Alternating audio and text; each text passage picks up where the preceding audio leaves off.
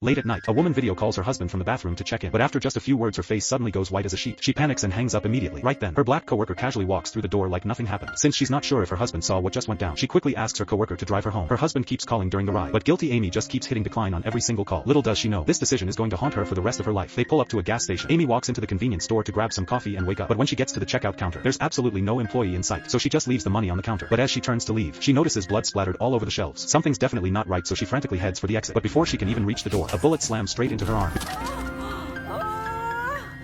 Before she can even process who's trying to kill her, another bullet shatters the glass, nearly taking her head clean off. Amy instantly realizes this is no accident. Someone is dead set on putting her 6 feet under. She quickly ducks behind the shelves and screams for help to her coworker sitting in the car, but her black coworker is jamming out to music, completely oblivious to the danger. With no other choice, she's got to save herself. After tearing her shirt to bandage the wound, Amy carefully peeks out again and nearly gets her brains blown out. Now Amy is absolutely terrified. She crawls on the floor trying to grab her phone to call 911, but the shooter fires another round. As she's sitting there paralyzed with fear, a man's voice suddenly comes from the checkout counter.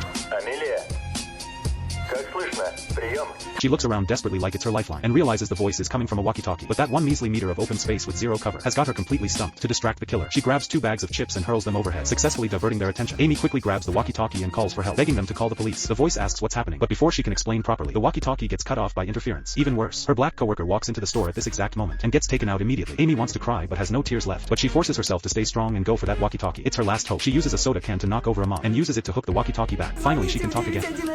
After hearing her story, the voice expresses sympathy, says they've already called the cops, tells her to stay put and don't move. To calm her nerves, the voice casually asks what her relationship is with that black guy. When she hears this, Amy's whole body starts shaking. She immediately drops the walkie-talkie. That's when it hits her. The voice is the killer. Now she's completely screwed. Then Amy notices the light switch. She realizes if she can just turn off the lights, the killer won't be able to see her, and she can escape in the darkness. The moment she reaches for it, a bullet comes flying, nearly blowing off her right hand. In desperation, she has a light bulb moment. If she can't reach it, she can throw something at the switch, but after several failed attempts, all these failures make her so frustrated she shoves the shelf, and accidentally discovers the shelf can actually move. She quickly gets down and unlocks the wheels. Using the shelf as cover, she slowly pushes toward the electrical panel. The killer goes absolutely ballistic with gunfire, but can't stop Amy from cutting the power. Once the convenience store plunges into darkness, the killer stops shooting. That's when Amy discovers the store clerk's stiff corpse under the checkout counter, obviously been dead for hours. In her horror, Amy suddenly realizes something.